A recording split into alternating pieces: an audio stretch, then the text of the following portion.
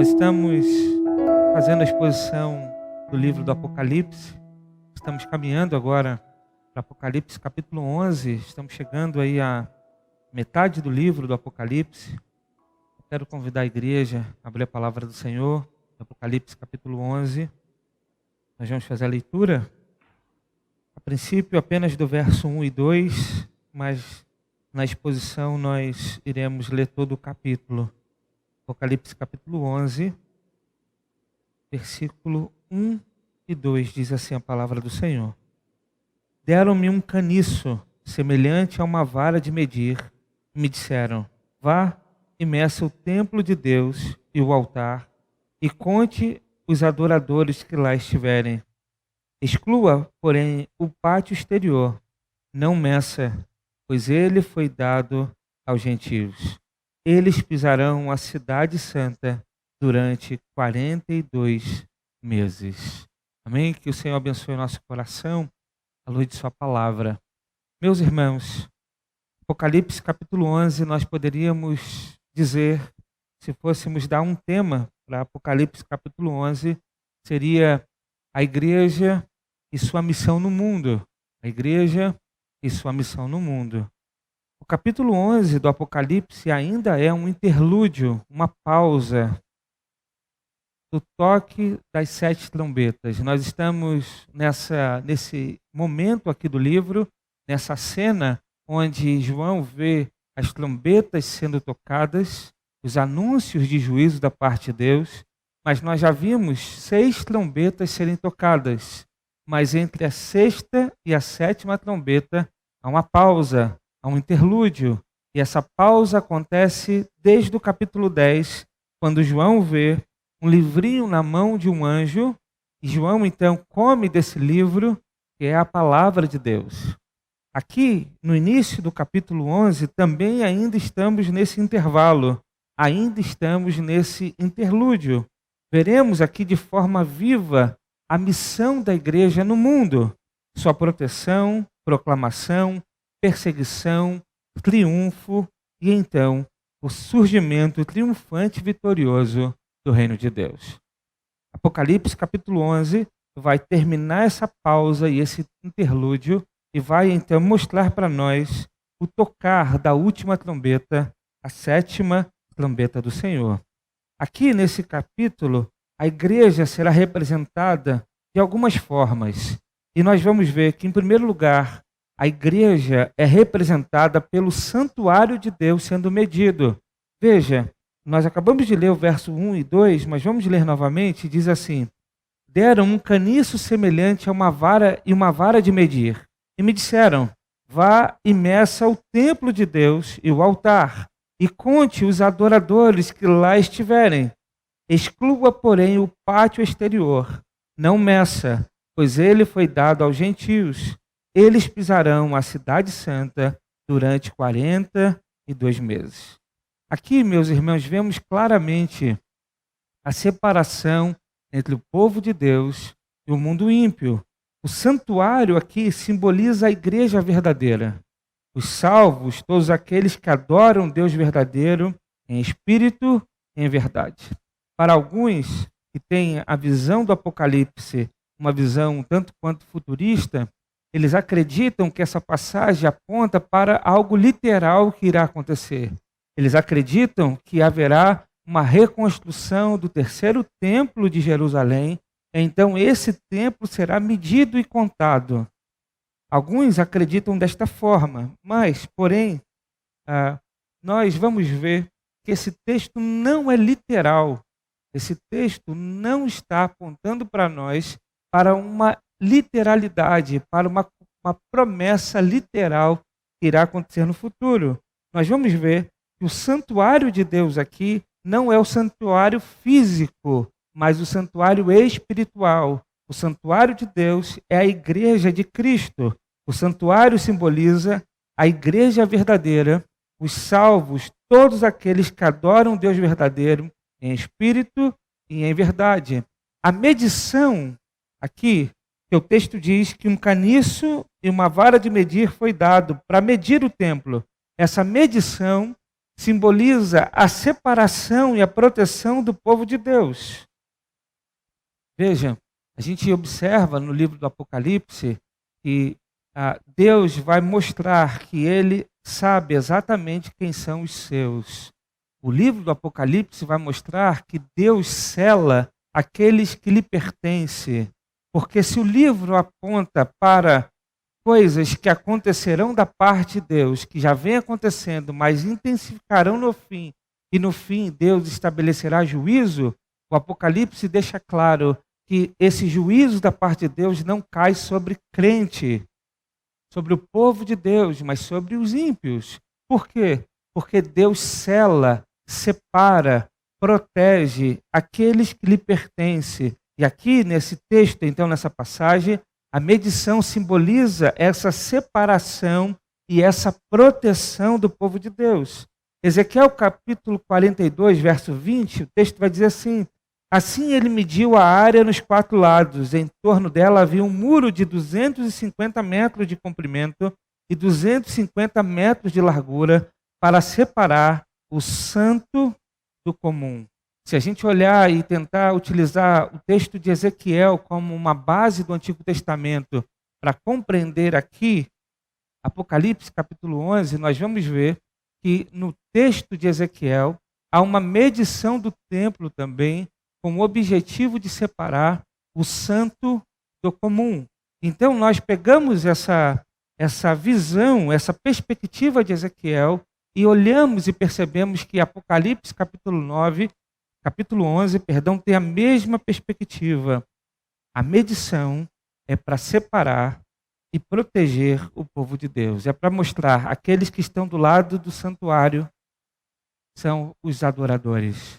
São os verdadeiros adoradores que adoram a Deus em espírito e em verdade. E aqueles que estão no átrio, eles não pertencem a Deus. Não são verdadeiros adoradores. É interessante que a imagem aqui é a imagem do templo do Antigo Testamento. E a gente sabe que o templo ele era dividido em compartimentos. Existiam 3 compartimentos: o lugar santíssimo, o lugar santo e o átrio. O átrio era o pátio do templo, onde as pessoas poderiam chegar, mas elas não tinham acesso para dentro do templo, para o lugar santo e para o lugar santíssimo. Então o texto aqui está dizendo que há uma separação daqueles que apenas ficam no átrio, para aqueles que entram de fato na presença de Deus e adoram a Deus em espírito e em verdade. O texto ainda traz um número. Ele diz que isso aconteceria em 42 meses. Esse número não é literal. Ele fala da perseguição durante todo o período da igreja, da primeira à segunda vinda de Cristo. Mas é claro que essa hostilidade vai aumentando no passar dos anos e vai se intensificando próximo do fim. Portanto, esse santuário não é físico, mas é espiritual. Esse santuário não é literal, mas é espiritual. E eu quero então apresentar alguns argumentos para defender que essa visão do santuário de Deus não é física, mas é espiritual. Em primeiro lugar, o Novo Testamento ensina que o santuário de Deus é a igreja e não o templo. Em primeiro lugar importante, o Novo Testamento ensina para nós que o santuário de Deus, o termo que é utilizado aqui, ele pede para que seja medido, então, o santuário de Deus. No Novo Testamento, o santuário de Deus não é o templo, mas a igreja. É onde a gente vê isso em alguns textos do Novo Testamento, mas eu quero citar um pelo menos. 1 Coríntios, capítulo 3, versos 16 a 17, a Bíblia diz assim: vocês não sabem que são o santuário de Deus e que o Espírito de Deus habita em vocês? Se alguém destruir o santuário de Deus, Deus o destruirá, pois o santuário de Deus, que são vocês, é sagrado. Então, na palavra do apóstolo Paulo, o santuário de Deus não é o templo, mas a igreja. A igreja é o santuário de Deus, a igreja é a habitação do Espírito Santo, e aqui é uma palavra de proteção. Se a igreja, que é o santuário de Deus, ela não pode ser destruída. Por quê? Porque Deus o protege, porque ela é sagrada para Deus. Então veja, a igreja, o templo, que a gente chama de igreja, é o local onde se reúne o santuário de Deus, onde se reúne a igreja de Deus. A igreja é a comunidade, a igreja é o ajuntamento, a igreja é o corpo. O corpo se reúne no templo. Portanto, o Novo Testamento traz essa ideia de que o santuário de Deus é a igreja. Mas, em segundo lugar, o santuário representa as pessoas que oferecem adoração. O verso 1 diz isso. Deram um caniço semelhante a uma vara de medir e disseram: vá e meça o templo de Deus e o altar, e conte os adoradores que lá estiverem. Veja, o texto então diz que a ordem é contar os adoradores. Então, o santuário representa as pessoas que oferecem esta adoração, ou seja, o símbolo de todos os verdadeiros cristãos. Só verdadeiros cristãos poderão dar a Deus a verdadeira adoração. Não há como Deus ser adorado por um ímpio, porque a adoração parte do pressuposto de reconciliação.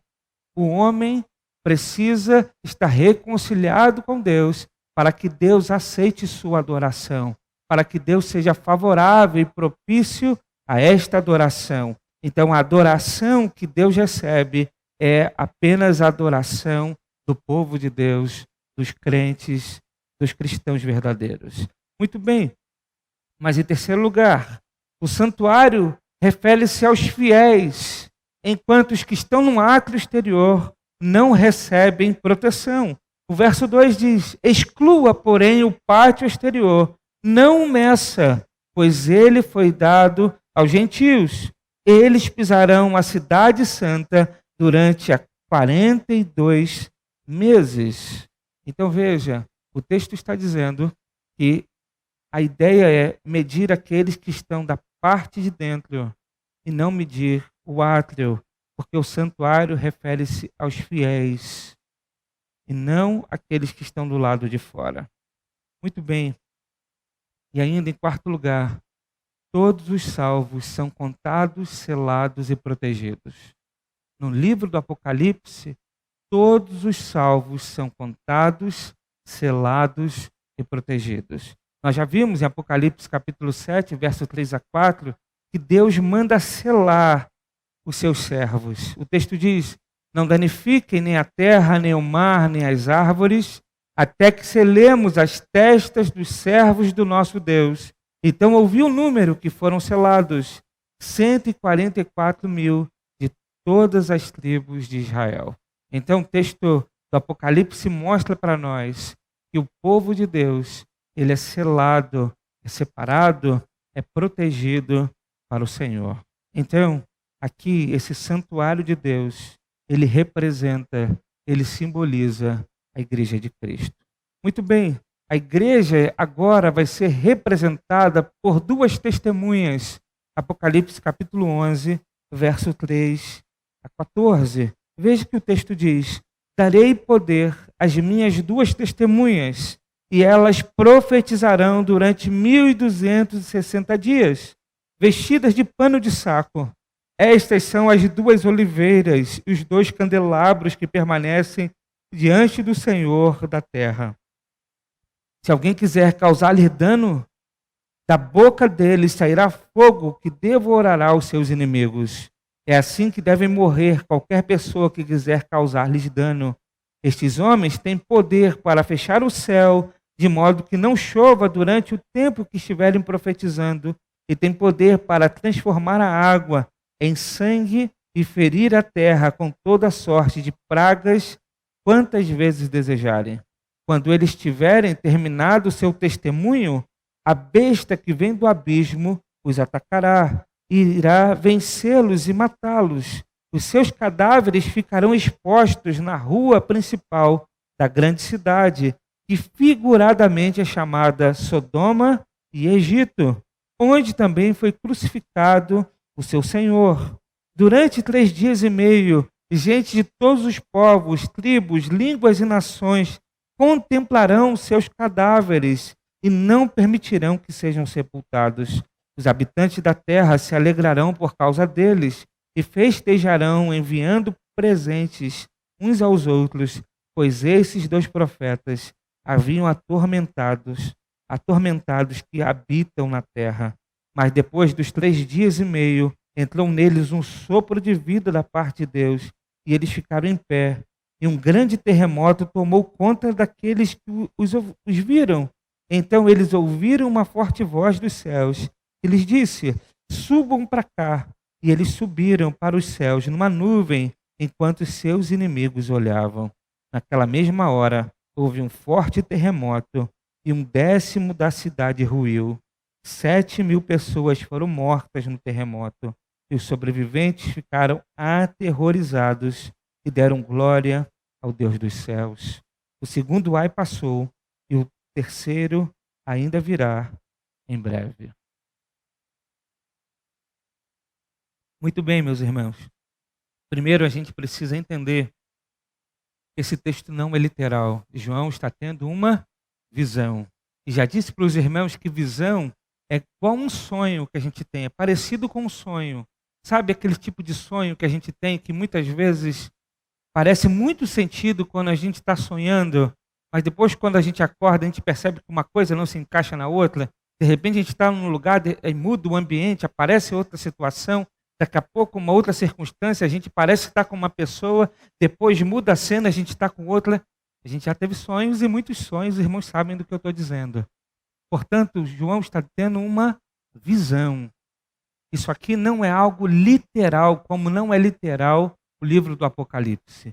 Portanto, a gente precisa primeiro identificar quem são essas duas testemunhas, para que depois que a gente identificar essas duas testemunhas, a gente consiga entender qual é a mensagem desse texto, dessa perícope, o que Deus quer nos ensinar a respeito disso. E essas duas testemunhas que levanta dos mortos têm sido identificadas de várias maneiras.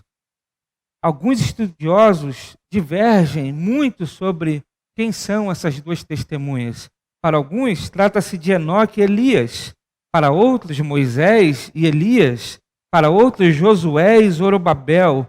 Para outros, João e Paulo. Para outros, Antigo e Novo Testamento. Para outros, símbolos de lei e graça. Para outros, símbolos da igreja e do pregador. E muitas outras tentativas de tentar identificar quem são essas duas testemunhas. Para os futuristas, aqueles que interpretam o Apocalipse em quase sua totalidade para o fim, interpretam essa passagem literalmente e acham que devem ser homens com poderes sobrenaturais. Acreditam-se que, no fim, Deus levantará 2 homens com poderes sobrenaturais, semelhante aos poderes, por exemplo, de Elias, de Moisés, e então eles serão as testemunhas. Uns pensam que são Moisés e Elias, pois o próprio texto dá a entender assim, pois se refere aos prodígios feitos por esses 2 personagens bíblicos.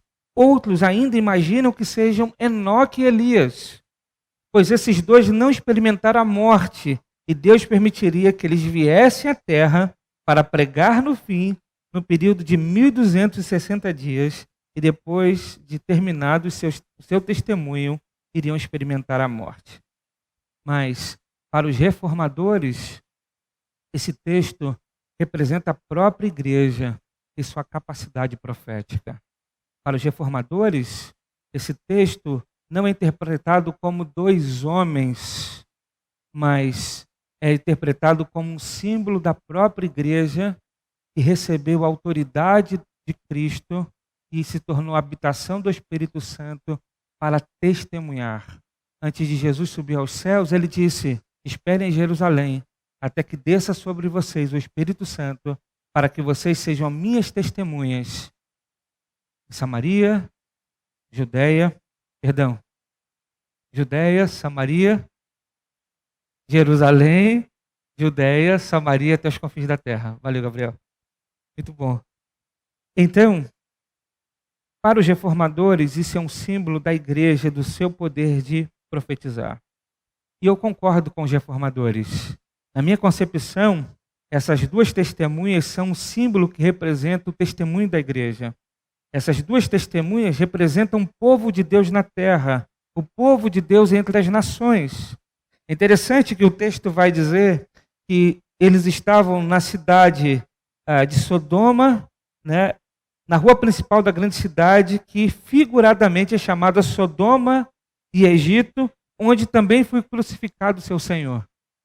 O Senhor foi crucificado em Jerusalém. Não foi nem Sodoma e nem Egito.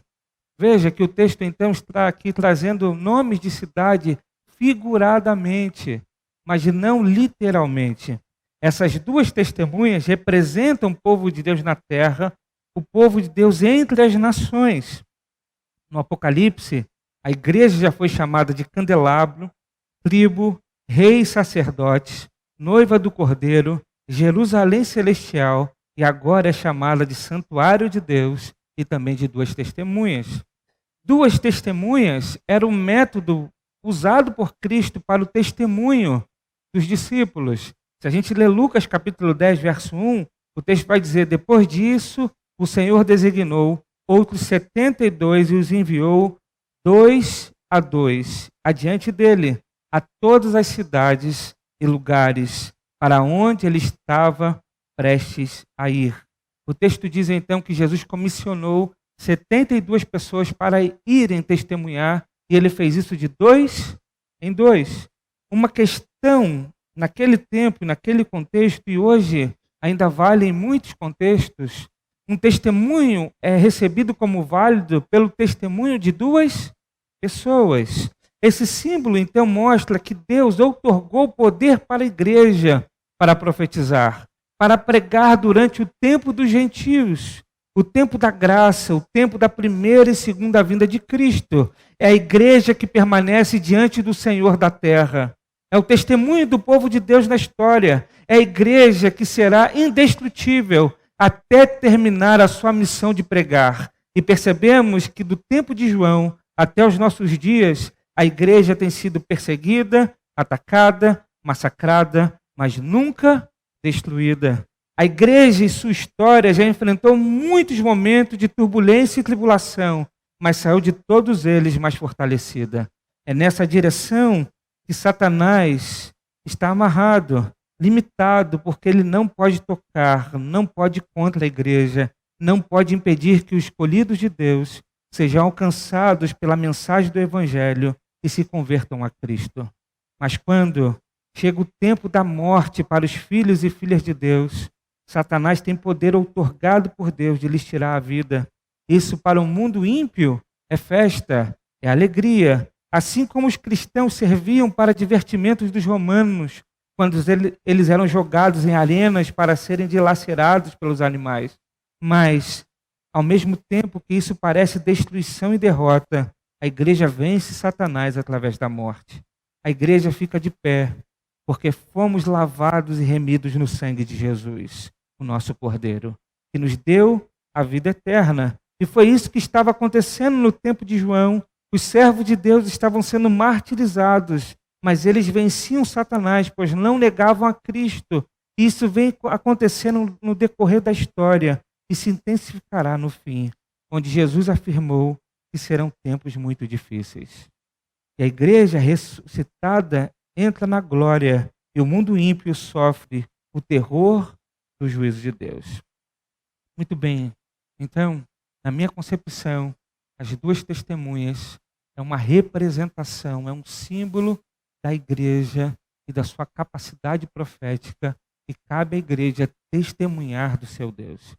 Quais são os argumentos para defender essa posição? Eu quero apresentar alguns. O primeiro, as testemunhas são 2 candelabros e 2 oliveiras, segundo o verso 4. Estas são as 2 oliveiras e os 2 candelabros que permanecem diante do Senhor da terra. O Apocalipse já usou o candelabro como símbolo para a igreja. Apocalipse capítulo 1, verso 20 diz: este é o mistério das 7 estrelas que você viu em minha mão direita e dos 7 candelabros. As 7 estrelas são os anjos das 7 igrejas, e os 7 candelabros são as 7 igrejas. Então veja, o próprio Apocalipse já usou o candelabro como símbolo para a igreja.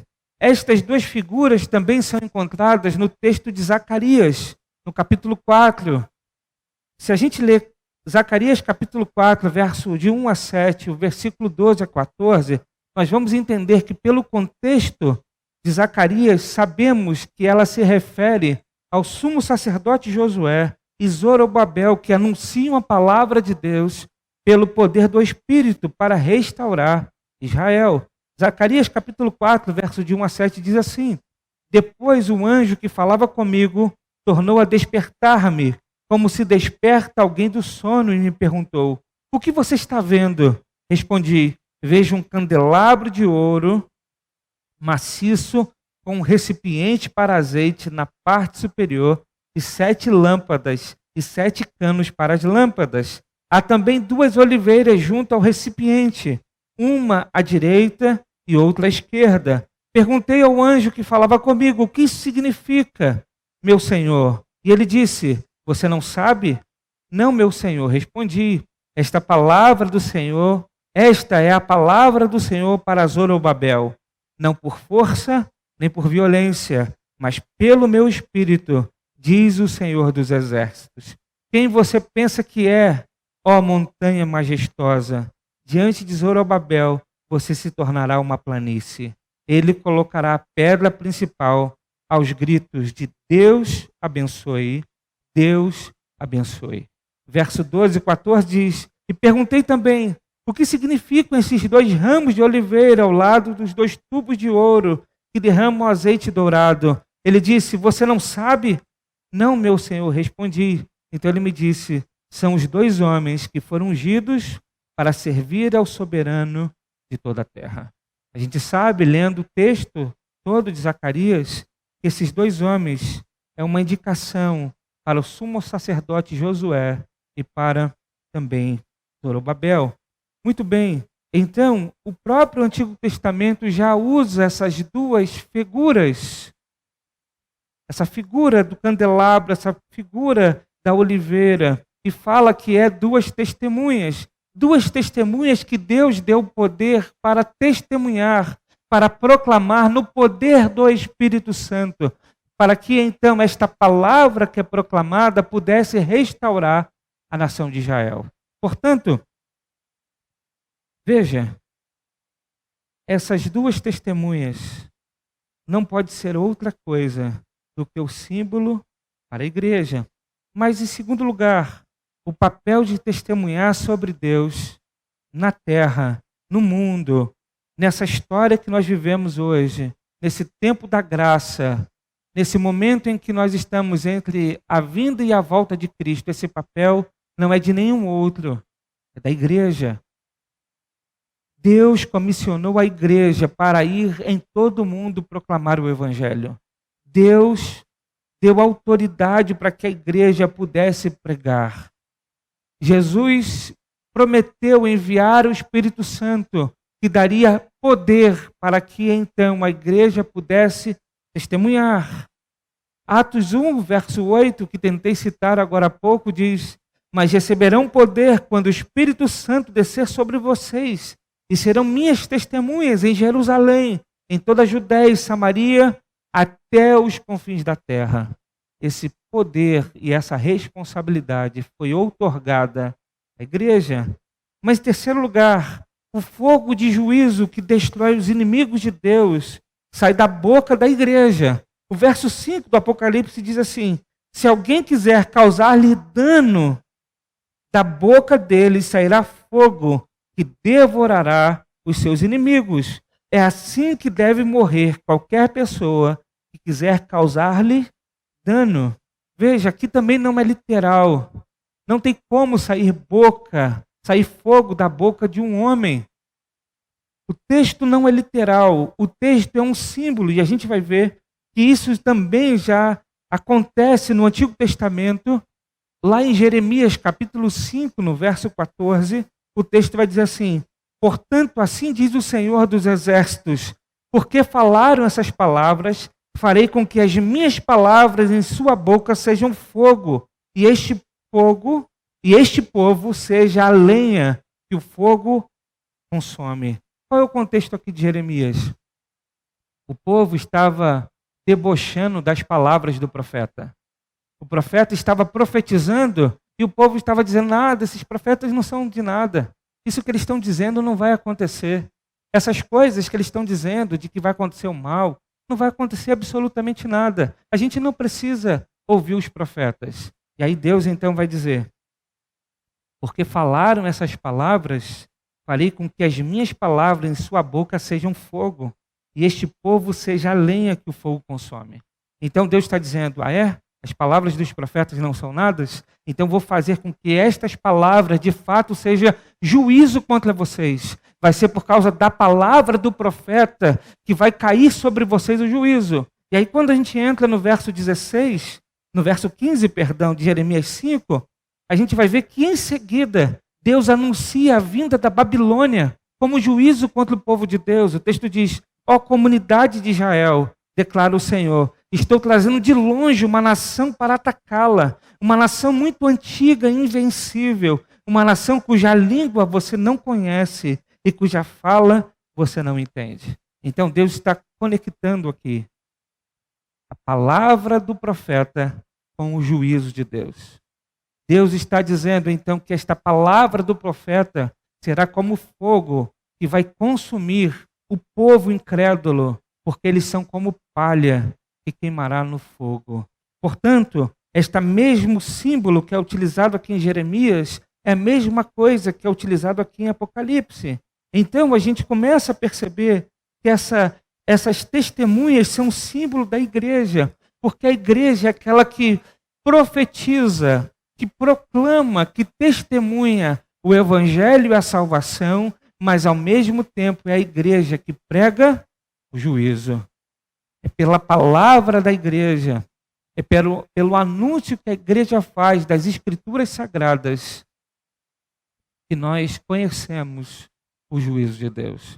Portanto, aqui essas testemunhas também têm palavras de juízo para aqueles que se colocam como inimigos da igreja.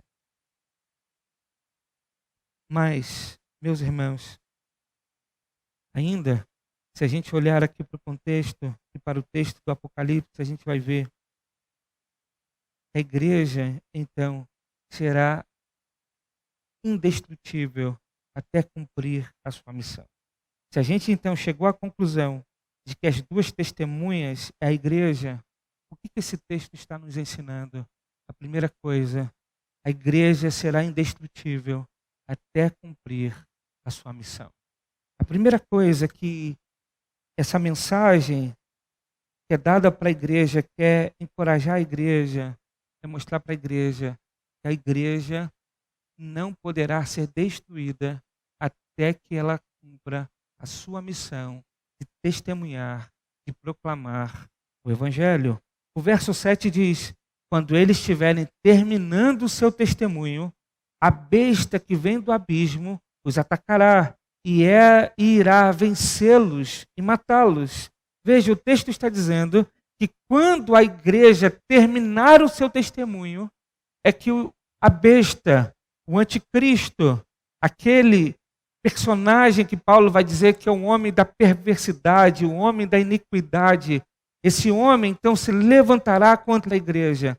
Mas a igreja, então, sofrerá a perseguição, naquilo que Jesus chama de grande tribulação, onde Jesus diz que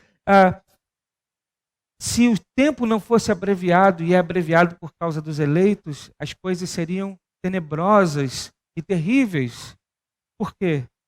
Porque o testemunho da igreja vai até o fim, até esse momento de grande tribulação. A igreja é preservada até o fim. A igreja, meus irmãos, tem dupla vocação. A primeira é adorar a Deus. Isso é simbolizado pelo santuário de Deus. E a segunda vocação, ser testemunha, proclamar o evangelho. E isso é simbolizado pelas duas testemunhas. Jesus Cristo vai dizer em Mateus 24, 14 assim: e este evangelho do reino será pregado em todo o mundo como testemunho a todas as nações, e então virá o fim.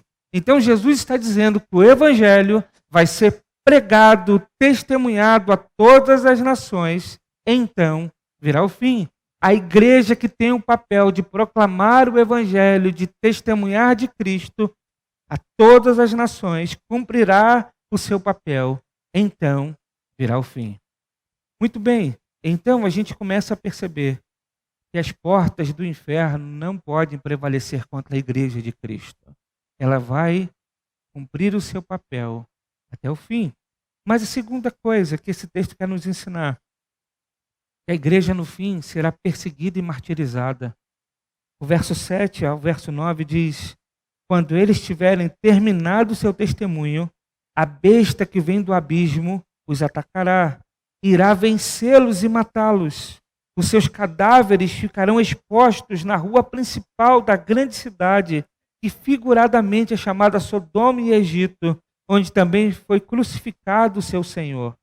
Durante 3 dias e meio, gente de todos os povos, tribos, línguas e nações contemplarão os seus cadáveres e não permitirão que sejam sepultados. A Bíblia então diz que o espírito do anticristo, que já atua, mas no fim, esse espírito do anticristo vai ser personificado segundo as Escrituras. Então haverá o homem da iniquidade, a personificação de Satanás, a besta que perseguirá e martirizará a igreja. Jesus vai dizer no seu sermão escatológico que haverá uma grande tribulação. Jesus avisou, ele diz: haverá então uma grande tribulação, como nunca houve desde o princípio do mundo até agora, nem jamais haverá. Se aqueles dias não fossem abreviados, ninguém sobreviveria, mas por causa dos eleitos, aqueles dias serão abreviados. Então o texto está dizendo que no fim, próximo do juízo de Deus, próximo da volta de Cristo, a igreja passará por uma grande tribulação, ela será perseguida e martirizada. Muitos e muitos irmãos morrerão por causa do testemunho de Jesus Cristo. Muitos e muitos irmãos morrerão nas mãos dos inimigos de Deus. É isso que o texto está dizendo. Com a perseguição, então, e com o martírio, a igreja mais uma vez parecerá derrotada. A igreja, no tempo de João, que escreve Apocalipse, parecia estar derrotada. A igreja do tempo e da época do imperador Nero parecia que foi derrotada. A igreja, muitas vezes ao longo da história, por conta de perseguições, por conta de lutas, a igreja pareceu estar derrotada. Mas a igreja jamais será derrotada. Então, aqui mais uma vez, a igreja vai parecer estar derrotada. O verso 8 a 10 diz: os seus cadáveres ficarão expostos na rua principal da grande cidade, que figuradamente é chamada Sodoma e Egito, onde também foi crucificado seu Senhor. Durante 3 dias e meio, gente de todos os povos, tribos, línguas e nações contemplarão seus cadáveres e não permitirão que sejam sepultados. Os habitantes da terra se alegrarão por causa deles e festejarão, enviando presentes uns aos outros, pois esses 2 profetas haviam atormentado os que habitam na terra. Veja, o texto vai dizer que parecia então que a igreja foi derrotada. Esses homens que simbolizam a igreja, que perturbam então o mundo, porque a igreja perturba o mundo. Se tem algo que a gente precisa entender, é que a igreja ela é perturbadora para o mundo. O mundo tenta calar a igreja. O mundo tenta desmerecer o Deus da igreja. O mundo tenta pregoar que Deus não existe. E a igreja perturba o mundo com a sua pregação, com o seu testemunho. Para o mundo é loucura o que nós fazemos. domingo após domingo, semana após semana. Para o mundo, nós somos retrógrados, ultrapassados, fundamentalistas religiosos. Para o mundo, nós estamos atrasando o progresso da humanidade. Para o mundo, a igreja precisa ser destruída para que suas pautas, as suas filosofias possam então serem vividas. E não apenas vividas, mas que possam também não ser condenadas. O mundo tenta calar a igreja, porque a igreja é o dedo de Deus que aponta o pecado. A igreja é o dedo que aponta para o mundo a escuridão, as trevas, o mal. E nós sabemos que ninguém gosta de ter um dedo apontado para si. Enquanto a igreja estiver no mundo, sendo luz para esse mundo de trevas, a luz clareia e expõe o pecado daqueles que querem viver em trevas. É por isso que a igreja é perturbadora para o mundo. E o que o mundo tenta fazer? Calar a igreja, calar o testemunho da igreja. Só que o testemunho da igreja não pode ser calado. É por isso que chegará um tempo que até aqui, em nosso contexto de liberdade religiosa, também seremos perseguidos e martirizados. Isso já acontece com irmãos nossos espalhados no mundo. Mas um dia chegará à nossa porta, chegará à nossa igreja, e nós teremos que estar preparados para manter o nosso testemunho, a nossa pregação e a nossa fidelidade. O texto diz então que muitos serão martirizados, muitos cadáveres João vê em sua visão, muitos cadáveres expostos na rua principal da grande cidade. João vê então a igreja sendo martirizada, parecendo estar derrotada, mas quando a igreja parece estar derrotada, algo extraordinário acontece. Algo impressionante vai acontecer aqui. Os céus abrirão, o nosso Cristo voltará e a igreja subirá.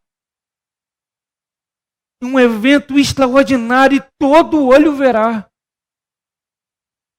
Aqui em Apocalipse capítulo 11 fica claríssimo que não existe arrebatamento secreto, porque a igreja sobe à vista dos seus inimigos. A igreja sobe e o mundo será impactado então, e poderá então ver que aquilo que a igreja pregava e testemunhava é verdade e verdade de Deus. O texto vai dizer então que acontece um arrebatamento glorioso da igreja, verso 11 e 14. Mas depois dos 3 dias e meio, entrou neles um sopro de vida da parte de Deus, e eles ficaram em pé. E um grande terror tomou conta daqueles que os viram. Então eles ouviram uma forte voz dos céus, que lhes disse: subam para cá. E eles subiram para os céus numa nuvem, enquanto seus inimigos olhavam. Naquela mesma hora, houve um forte terremoto e 1/10 da cidade ruiu. 7.000 pessoas foram mortas no terremoto. E os sobreviventes ficaram aterrorizados e deram glórias ao Deus dos céus. O segundo ai passou e o terceiro ai virá. Em breve, a igreja parecia morta, mas essa igreja que parecia ter sido destruída, de uma hora para outra, ela é arrebatada diante dos olhos do mundo e eles sobem diante dos olhos dos inimigos. E aí o texto vai mostrar que a igreja sobe, mas a mão de Deus desce com juízo. E o texto vai dizer então que quando eles sobem, naquela mesma hora, um forte terremoto, 1/10 da cidade ruiu, 7.000 pessoas foram mortas no terremoto. Ou seja, símbolos de terror e do juízo de Deus. O texto está dizendo então que nesse momento do fim, a igreja sobe, o juízo de Deus desce. E quando isso acontecer, estaremos então na 7ª trombeta do juízo de Deus. Versos 15 a 19 vai mostrar isso. O 7º anjo tocou a sua trombeta e houve fortes vozes nos céus que diziam: o reino do mundo se tornou de nosso Senhor e do seu Cristo. Ele reinará para todo sempre. Os 24 anciãos que estavam sentados em seus tronos diante de Deus prostraram-se sobre os seus rostos e adoraram a Deus, dizendo: graça te damos, Senhor Deus Todo-Poderoso, que és, que eras, porque assumiste o teu grande poder e começastes a reinar. As nações se iraram e chegou a tua ira. Chegou o tempo de julgares os mortos e de recompensares os teus servos, os profetas, os teus santos, os que temem o teu nome, tanto pequenos como grandes, e de destruir os que destroem a terra. Então foi aberto o santuário de Deus nos céus, e ali foi vista a arca da sua aliança. Houve relâmpagos, vozes, trovões, um terremoto e um grande temporal de granizo. Então, a 7ª trombeta foi tocada, e a 7ª trombeta simboliza a vitória da igreja. Ela está anunciando a vitória da igreja, porque o reino de Deus está sendo estabelecido, e agora Jesus Cristo reina para todo sempre. A partir de agora, todos os inimigos estarão debaixo dos seus pés. A igreja glorificada se prostra diante de Deus e o louva, porque o dia do juízo chegou e os ímpios serão destruídos e lançados no fogo do inferno. E depois do juízo, o santuário foi aberto, e isso significa que a comunhão está completa e os santos têm livre acesso à presença de Deus e viverá eternamente ao lado do Pai, ao lado do seu Senhor, ao lado do seu Cristo. Extraordinário. Portanto, veja, em Apocalipse capítulo 11, nós temos já a visão do fim. É por isso que Apocalipse não pode ser interpretado de forma cronológica, porque ele é um livro de cenas. Nós vamos ver, então, que a partir do capítulo 12, é como se a fita voltasse. E João vai trazer mais elementos para essa história da igreja, para esse tempo chamado tempo da graça, para esse tempo entre a vinda de Cristo e a volta de Jesus. Ah, meus irmãos, que texto extraordinário. Que texto extraordinário. Isso nos ensina algumas coisas e eu quero finalizar a mensagem trazendo algumas aplicações aos nossos corações. A primeiro,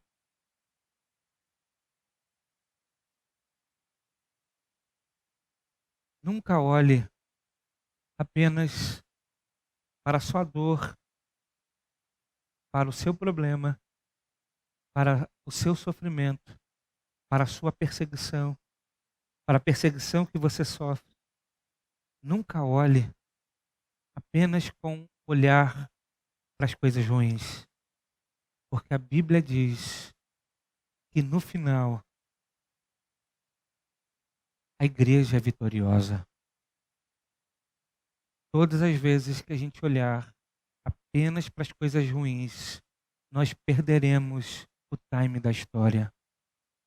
Todas as vezes que o nosso olhar estiver focado apenas nas coisas ruins que acontecem neste mundo, nós perderemos de vista a nossa fé, a nossa esperança. E uma esperança que é inabalável, uma convicção que não pode ser manchada pelos acontecimentos deste mundo. Porque tudo que acontece hoje não é diferente daquilo que a própria palavra de Deus já nos revelou há mais de 2000 anos. Portanto, o mundo ir de mal a pior, calamidades, problemas, morte, violência, perseguição, tristeza, martírio, todas essas coisas já foram profetizadas pela palavra de Deus.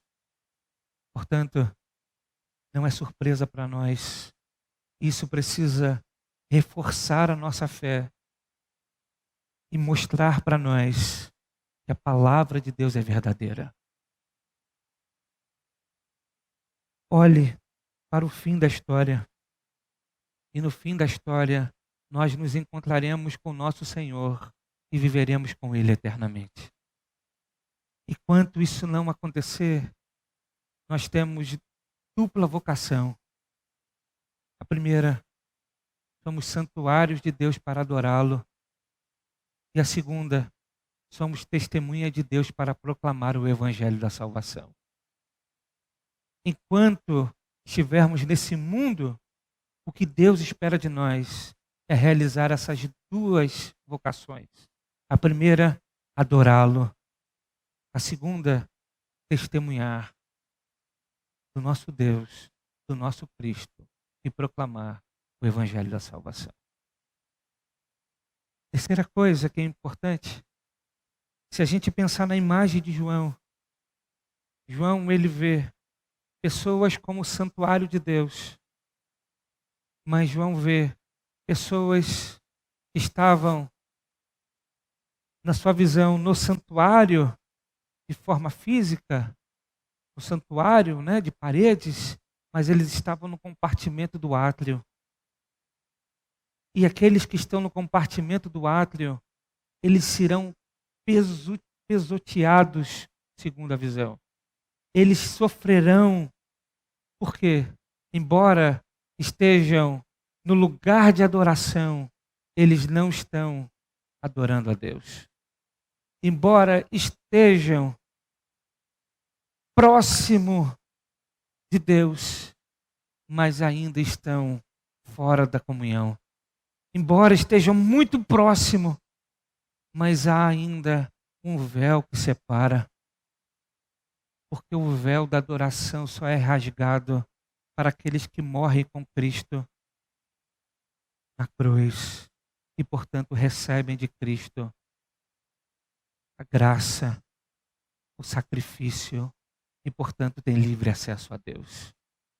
Há muitos que são amigos do Evangelho, há muitos que gostam da igreja, há muitos que gostam de ler a Bíblia, há muitos que acham legal a Bíblia e dizem que acreditam em Deus, mas não querem estar no lugar da adoração, sendo o santuário de Deus, um verdadeiro adorador que adora em espírito e em verdade. Ser amigo de crente não faz dele um salvo. Gostar da igreja não faz dele um redimido. Ler a Bíblia não faz com que ele tenha comunhão com Deus. Fazer orações é suficiente, não é suficiente, porque a única oração que chega ao céu é aquela do incenso que é queimado. E o incenso só é queimado dentro do santuário de Deus. Os que estão no átrio podem cantar. Os que estão no átrio podem bendizer. Os que estão no átrio podem pedir. Mas só aqueles que estão no santuário de Deus e que, portanto, queimam o incenso que é cheiro suave, é que de fato são ouvidos pelo Senhor. É de fato a adoração que chega ao trono de Deus. O que a gente precisa pensar e refletir sempre é: será que nós estamos cumprindo com a nossa dupla vocação? Se somos cristãos verdadeiros, Deus espera que nós o adoremos em espírito e em verdade.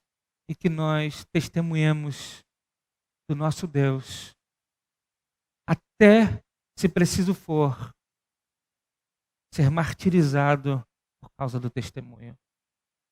Deus espera que nós perturbemos o mundo com o nosso testemunho. Mas sabe, muitas vezes a gente pensa que o mundo não deve ser incomodado, que a fé é de foro íntimo, que a pregação é de foro privado. Não é isso que Deus espera de nós. Deus não espera de nós estarmos trancados dentro de um santuário, cantando, pregando e ouvindo a palavra e apenas isso. Deus espera que essa adoração que é realizada aqui dentro seja visível e demonstrada lá fora, a partir do nosso testemunho e da nossa pregação. Portanto, nós temos essa dupla vocação. Não seja aquele que apenas observa e fica no átrio, porque só aqueles que estão dentro, de fato, são verdadeiros adoradores. Que Deus nos abençoe